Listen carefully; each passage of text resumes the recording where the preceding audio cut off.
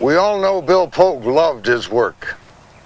Now, I know to some people Bill was considered gruff sometimes, but I can promise you he was dedicated to the cause of wildlife preservation. It was fitting that he died in Owyhee County, for he knew it well and loved it more than any other place.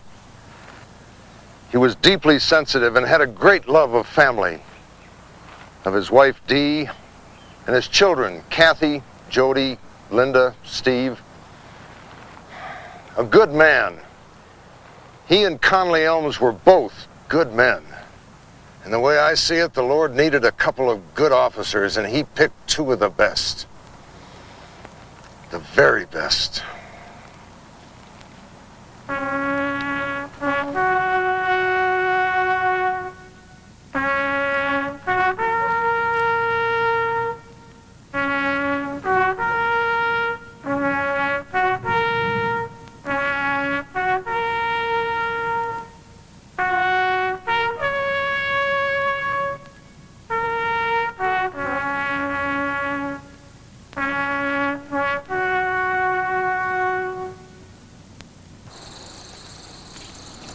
He kept a lot of his stuff in this little trailer out here. I'm not sure exactly what, but you fellas are free to look around for yourself.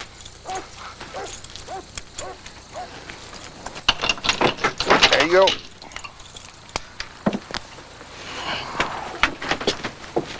Look at this stuff. This guy could have started his own army. Yep. The man liked guns. But then who doesn't? Stevens saw the whole thing. He was right there. He even helped Dallas to escape. I know. Well, he's in your jurisdiction. You mean to say you're not going to arrest him? I can't. The district attorney isn't going to press any charges. Well, what about the Nielsen's? They burned his clothes. They gave him money to get away. You going to let them walk off scot-free? The DA claims that they acted under coercion and duress. Tim, he's not going to prosecute. Then you're sending out a message loud and clear. There's a different kind of law in cow country.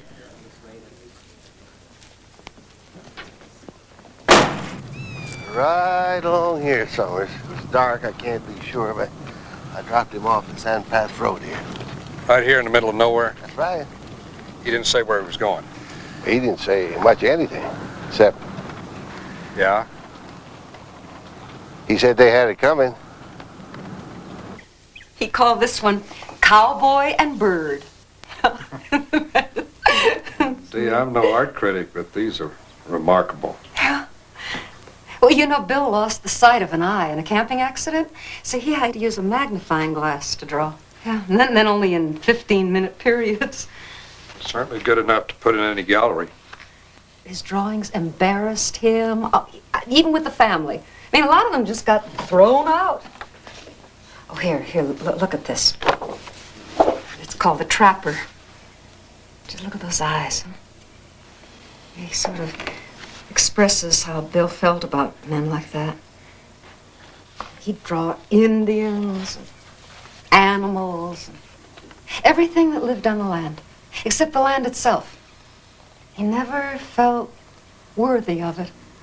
You know, sometimes he would stop his pickup just to watch a sunset or listen to the thunder, look at the trees.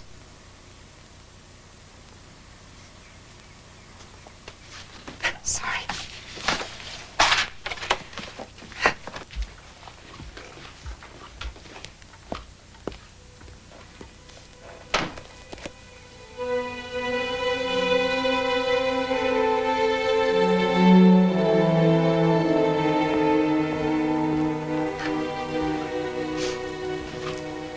You know, when I think now how Bill used to say that no animal on earth could be so wanton or destructive as man, Claude Dallas certainly proved him right. Dee, if you need anything, if I can help. You can find my husband, Tim. You can find where that man buried Bill. Mr. Chappell? Yes, ma'am. Jack, Chapel. What kind of work are you looking for? Most anything. Well, there are several openings at the steel plant. The steel plant. Pipeline. That's all we have at the moment. Yes, ma'am. I'll take it. Thank you. Thank you.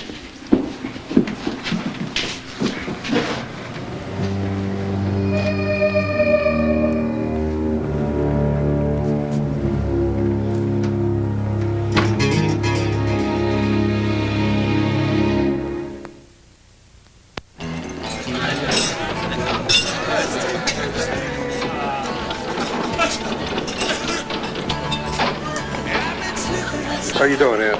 Tim, you have any luck? Not yet. 5 months. I know, Ed.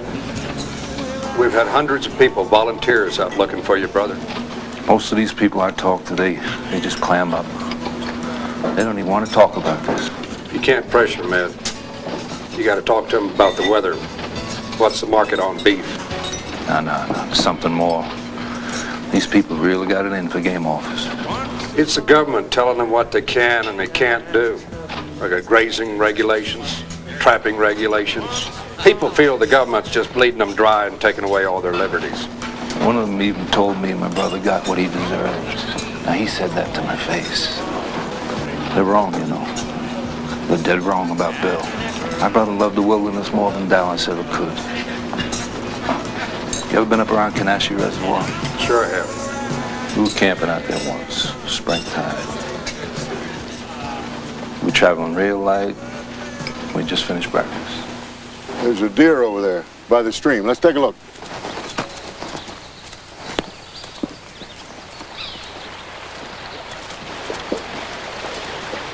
Easy, baby, easy. Hip shot. Still alive. Poachers. God knows where they are by now.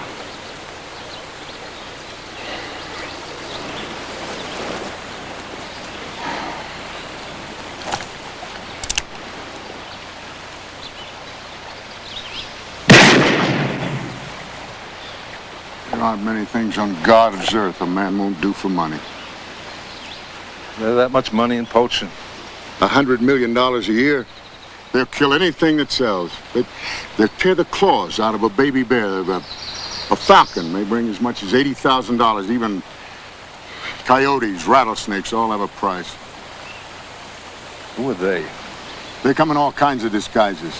Salmon snaggers, farmers, cougar butchers, ranchers, doctors, lawyers, you name it. The only way you can catch a poacher is catch him red-handed. And I'm gonna catch every damn last one of them.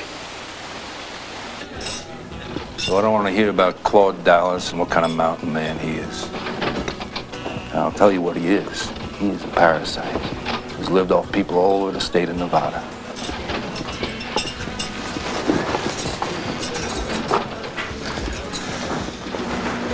I, for one, have never given up. Not till I see Claude Dallas executed.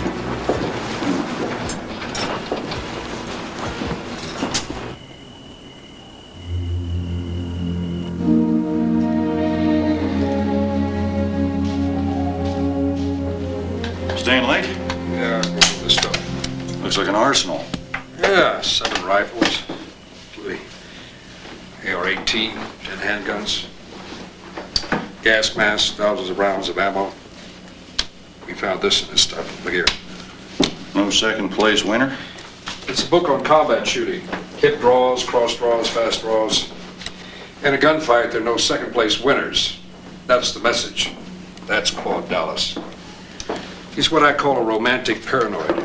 Paranoid? He's read too many survival books, too many Western novels. That's what led him to bull camp.